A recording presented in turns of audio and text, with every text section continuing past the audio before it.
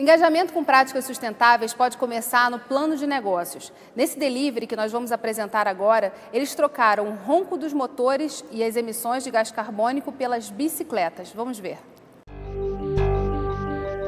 O uso das magrelas para serviços delivery é muito comum em outras cidades fora do Brasil.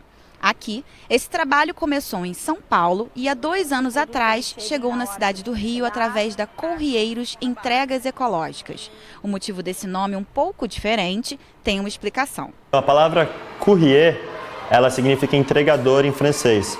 Então a gente decidiu abrasileirar um pouco esse nome e criou o nome Corrieiros. Com cerca de 35 funcionários, os corrieiros, como são chamados, fazem entregas de documentos e pequenos pacotes pela Zona Sul, Grande Tijuca, Centro e Niterói. A gente atende praticamente todos os setores, assim. Mas se fosse para especificar, eu diria que são restaurantes, né, que a gente tem bastante entrega na hora do almoço e alguns na hora do jantar, tá? Empresas em geral do mercado financeiro, escritório de advocacia, e o terceiro são clientes de e-commerce. Praticidade e facilidade ao se locomover pelas ruas e avenidas ou até mesmo estacionar. Esses são alguns pontos positivos de quem trabalha com a bicicleta ou de quem compra esse serviço. É um veículo de transporte limpo que economiza combustível, tornando o preço das entregas mais barato. Muitas vezes a bicicleta pode se tornar mais rápida do que uma moto. A bicicleta ela tem várias vantagens em relação à moto. A primeira delas, que a gente sempre ressalta, é o fato da sustentabilidade. Então, a cada entrega que a gente faz, em média, deixa de emitir 1 kg de gás carbônico. Outro fator é a poluição sonora, então a bicicleta ela não emite som. O terceiro fator, que acho que é o mais importante de todos, a gente está fazendo a entrega de uma forma saudável. Então, a pessoa que entrega de bicicleta, ela está se exercitando. Para a distância de até 5 km, a gente estima que a bicicleta chega mais rápido, por 2 motivos principais.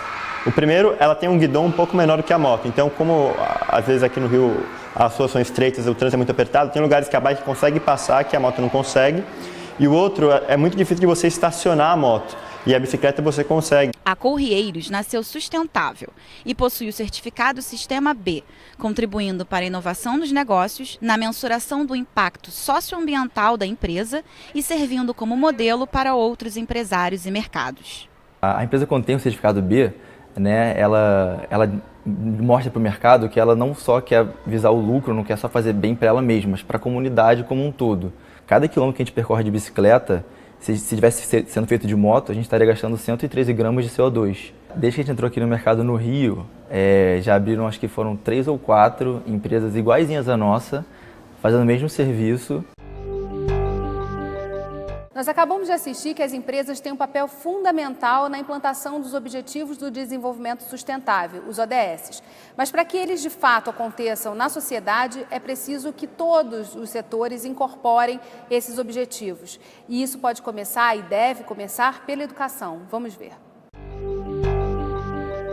É preciso que a sociedade civil também ajude e participe para que a humanidade possa realmente enfrentar e atingir, espero eu, a grande maioria, se não todos, esses objetivos do desenvolvimento sustentável, para que a gente chegue em 2030 com uma sociedade numa perspectiva de qualidade de vida melhor do que a perspectiva que nós temos hoje, né? Se nós continuarmos com business as usual, as perspectivas não vão ser boas. Se eu tivesse que escolher um objetivo, o mais importante que eu considero para o desenvolvimento sustentável, eu diria que é a melhoria da educação, em todos os níveis, no mundo inteiro. Por vários motivos, porque a melhoria do nível da educação, as Nações Unidas já comprovou que toda vez que você melhora o nível de educação de uma comunidade, você reduz o crescimento populacional, a velocidade de crescimento. Além disso, a melhoria do nível de educação é fundamental para que no futuro as pessoas possam ter empregos decentes, empregos que sejam remunerados de forma também decente. E mais importante talvez do que tudo isso, é que a melhoria da educação é importante para permitir que os políticos adotem medidas para o desenvolvimento sustentável, que são, na sua imensa maioria, são medidas de longo prazo, mas que são amargas no curto prazo, que significa elas exigem sacrifícios no curto prazo. Sobre o Ciclo Currieiros, eles são sim uma empresa B certificada. Você vê, né, o modelo de negócio é outro. Outro dia eu usei o serviço, é maravilhoso, eu uso sempre. Custa R$27 pegar um documento no Jardim Botânico, entregar no centro, pegar uma outra coisa no centro e entregar em outro lugar do centro. Não é mais caro. E eles têm ótimas práticas empresariais. Então, o repasse, o pagamento da pessoa que está no final da cadeia é diferenciado, a pessoa ganha melhor, tem acesso às informações, tem acesso à capacitação, tem uma relação com o meio ambiente, eles entregam de bicicleta, não entregam de moto. Então, tem vários melhores práticas que eles estão incorporando e eu estou pagando para que eles continuem acontecendo. A gente também está no processo de transformação na educação, de discussão das bases, do currículo. E como é que a gente insere essa discussão toda de sustentabilidade, do respeito ao outro? Porque eu acho que os objetivos, eles tangibilizam uma série de ações que têm que ser feitas pela sociedade, mas falam muito da humanidade, né? Da gente respeitar um pouco mais o ser humano. O importante você entender aí é que a educação em si, ela fala com questão de gênero, ela fala questão da saúde, ela fala questão da alimentação, fala com mudança do clima em vários pontos. E não é educação, quando eu falo educação aqui, vamos extrapolar um pouco para não pensar somente em sala de aula, pensar numa coisa que vai um pouco mais além. E aí nesse aspecto, uma coisa que é importante você considerar é dos valores que você traz, processo de capacitação, processo de aperfeiçoamento. Quando eu estava lendo agora um relatório sobre os 15 anos dos ODMs na América Latina, né? E um dos pontos, principalmente aqui no Brasil, que teve foi que a renda aumentou por causa de processo de aumento no grau de educação do profissional, entendeu? Por você ter mais tempo de educação, os profissionais têm mais renda e essa renda acaba gerando uma qualidade de vida. E é justamente essa renda, uma qualidade de vida, que você permite que você entenda quais são as complexidades em discussão aqui. E aí o cara vai entender por que é que eu posso comprar uma lâmpada mais barata que vai durar X horas, ou eu posso comprar uma lâmpada que é um pouco mais cara, que vai durar 2X ou 3X, entendeu? Que são operações básicas, mas quando você começa a ter essa conscientização que você não pode pensar simplesmente nesse custo inicial que a gente mencionou aqui no bloco anterior, que você tem que pensar como é que você dilui isso no longo prazo, são ferramentas importantes com essa questão do desenvolvimento sustentável, quando a pessoa passa a preocupar, que ela tem que pensar não só no seu bolso, mas ela tem que pensar no vizinho, que é a parte da sociedade, e ela tem que pensar no meio ambiente, entendeu? Que é a parte do planeta, entendeu? Que você junta as coisas, isso é o aspecto que essa educação cruzada, com vários pontos de inserção diferente, ela traz como benefício. O que é interessante falar é que existe um fator de mudança de hábito no que a gente pode fazer no dia a dia, que também está contribuindo enormemente para os Objetivos de Desenvolvimento Sustentável. E aí isso vai se desdobrando até chegar nas empresas, no governo.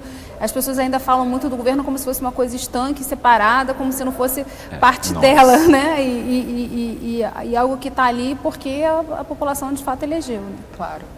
Acho que a gente tem esse momento de maturidade cívica mesmo, né? De autorresponsabilização com todos os processos, com tudo que nos cerca, com todas as escolhas que tomamos. Não chegamos aqui sem a contribuição de cada um de nós para chegarmos até aqui. E acho que sobre educação tem essa romper a barreira dessa palavra mesmo. Ela não é mais uma secretaria, exatamente. Ela não é mais uma idade específica. Não é uma sala, né? Não é um ambiente físico específico. Ela é um desafio de se manter se educando como adultos o dia inteiro, assim, como eu me relaciono com a outra pessoa que eu encontro, me educando, me encontrando ela no lugar da educação, né? Nos ODS tem um desses que eu gosto muito, porque eu acho que tem a ver com isso, né? Que é o 12. O 12 fala em mudar padrão de consumo e de produção, né? Que aparentemente é um negócio simples, mas você está revertendo toda a lógica. Não é nada porque simples. O pessoal fala assim, mas ele é um negócio assim, que não está cuidando da água, não está cuidando da educação, negócio. Mas eu acho que é o mais poderoso, é o mais transformador de todos, porque ele está propondo a mudança de paradigma, é o que está escondido aí. É para você repensar em tudo que a gente está fazendo hoje em dia, entendeu? Toda a nossa interação. A gente fala que a transição vai acontecer nas duas pontas da cadeia. Ela vai acontecer porque não tem mais recurso para entrar insumo no ciclo produtivo, e ela vai acontecer porque o consumidor, que é a ponta final da cadeia, não vai mais comprar o produto advindo de um determinado tipo de ciclo produtivo. Sim. Então você vai operar nas duas cadeias. E aí quem ficar perdido no meio, ferrou. Vão ser indústrias extintas. Quem conseguir operar uma transição de como ter recurso que não seja extrator e como entregar aqui na ponta da cadeia uma compra. Como comunicar também esse investimento em sustentabilidade, porque também tem essa questão do custo, né? A gente pode o tempo todo estar falando de uma opção que o consumidor deve pode ter no final, e o quanto ele vai optar, se ele tiver o recurso, porque se ele não tiver, aí já começa a complicar toda a discussão. Pois é, mas na medida em que acaba esse recurso aqui, você começa a não ter a escolha aqui. Hoje em dia, se ainda tem o orgânico e o não orgânico, a ideia é que, sim, o consumidor tenha o recurso para comprar o que é um pouco mais caro, mas não é só isso. Assim, se você calcula, por exemplo, se o Estado obriga que quem é não orgânico tenha um imposto maior, que seria o justo, porque ele está gerando um impacto negativo, naturalmente esses preços se equiparam. Então, o que a gente vai ver acontecer como tendência é que não vai mais existir a diferença, porque nessa indústria que é suja e que causa impacto negativo, você vai começar a calcular dentro dela a externalidade dela. Você vai começar a colocar nesse preço de uma coisa que é produzida na China o custo ambiental que tem em produzir algo na China, que é levar, trazer mão de obra. Na China também, né? E o custo que fica na China. Então, a tendência do mercado, naturalmente, é começar a aumentar o custo disso aqui.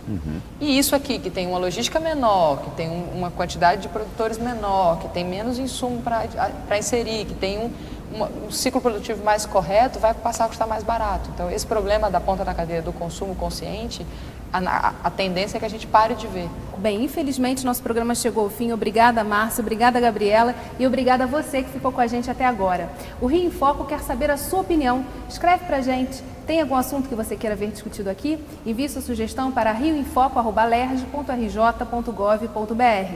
E se você quiser acompanhar os nossos debates, acesse as nossas redes sociais, Facebook, Instagram e Twitter, ou o nosso site www.querodiscutiromeuestado.rj.gov.br. TV Alerj, o canal do povo fluminense. Até a próxima.